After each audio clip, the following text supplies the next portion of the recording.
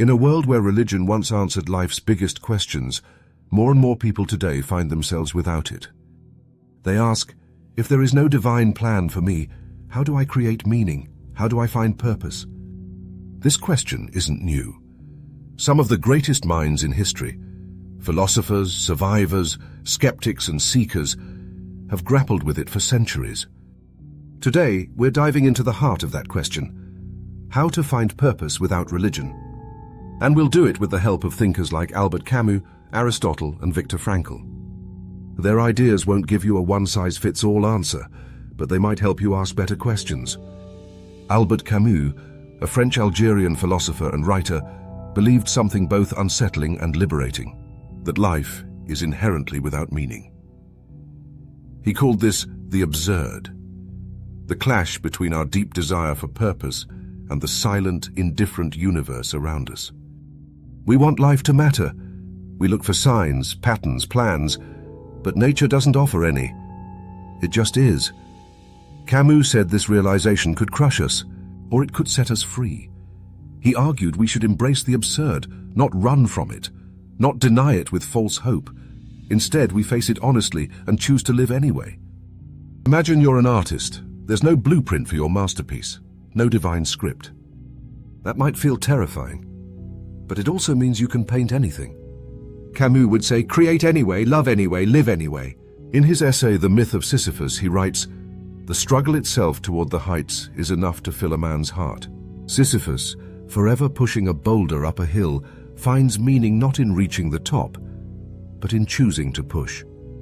So maybe your purpose isn't at the end of the road. Maybe it's in the walking. Camus wasn't advocating for nihilism. He wasn't saying life doesn't matter. He was saying that once we stop waiting for external validation or permission, we get to author the meaning ourselves. Your meaning might be found in kindness, in rebellion against injustice, in loving someone fiercely despite knowing you'll eventually lose them. That defiance is beauty, and when we understand that we are not promised anything, that life owes us no grand purpose, our freedom expands. We are free to invent, free to choose, free to love without needing a cosmic reason. And maybe that's the boldest thing of all: to live without guarantees, to create without certainty, and to love without permanence. Centuries before Camus, Aristotle had his own view of purpose, one that didn't require gods or commandments. He believed that human beings have a natural function: to reason, to connect, to create. And from that he defined the good life as one of eudaimonia, often translated as human flourishing. To Aristotle, a meaningful life isn't about pleasure or success. It's about living in harmony with your nature. That means developing virtues, courage, wisdom, generosity, using your mind, building relationships, contributing to your community. These aren't duties from a divine law. They're actions that make life feel worthwhile because they fulfill our human potential.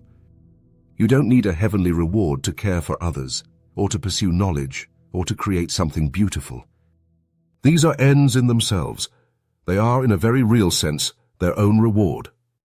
When you live in alignment with your values, when you act in ways that feel true to your best self, you are living your purpose. And Aristotle reminds us that this takes time. Virtue is not instant. It's built over years through repeated action. You become brave by doing brave things. You become wise by seeking the truth and learning from failure. This kind of purpose is not glamorous, but it will root you. It shows up in the daily choices, in the small, almost invisible acts that accumulate into a life of substance. Not for recognition, but because it feels right, because it feels real. Fast forward to the 20th century. Viktor Frankl, a Jewish psychiatrist and Holocaust survivor, gave us a perspective forged in unimaginable suffering. In his book Man's Search for Meaning, Frankl wrote, "Life is never made unbearable by circumstances, but only by lack of meaning and purpose." Frankl watched people suffer. Some gave up, some held on. The difference, he noticed, was often whether they had a why.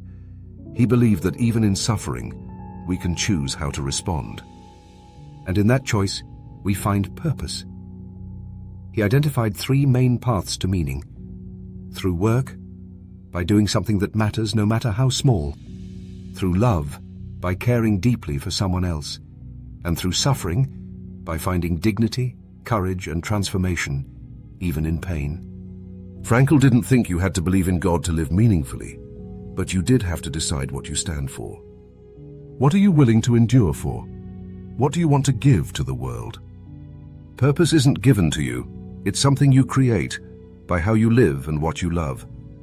Frankl's life teaches us that even in the most inhumane conditions, humans can rise above. And that our capacity to choose our attitude is one of our most powerful tools. Even when we cannot control our external world, we can shape our inner response. And that choice, however small, can light the path for someone else.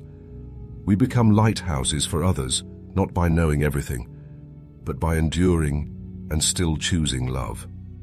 So what does all of this mean for us? Today, in a world where religion no longer has all the answers. Step 1. Reflect on your values. Ask yourself, what really matters to me? Not what I was told to value, not what gets likes or praise, but what makes me feel most alive.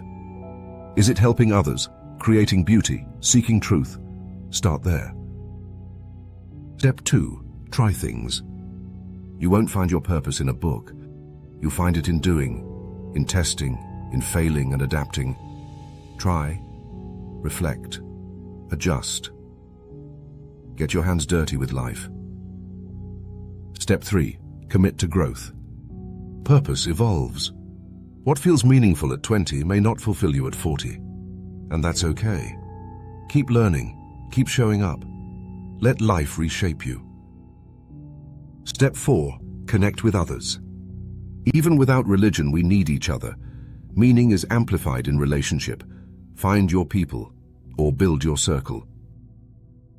Step 5. Create your philosophy. Take from Camus, take from Aristotle, take from Frankl, then add your own voice. Your purpose is yours to define, and that, in itself, is a kind of sacred freedom. The question isn't, why are we here? The question is, now that we are, what will we do with it? In a world where traditional answers no longer fit, purpose isn't something we inherit. It's something we create. Whether it's through love, learning, art, service, or quiet reflection, meaning is built in the choices we make every day. You don't need a grand plan or divine permission, just the courage to live with intention, to ask better questions, and to grow into the person only you can be. This is your life, this is your philosophy, and this is where it begins. Thanks for watching. If this resonated, subscribe for more grounded wisdom and modern-day philosophy.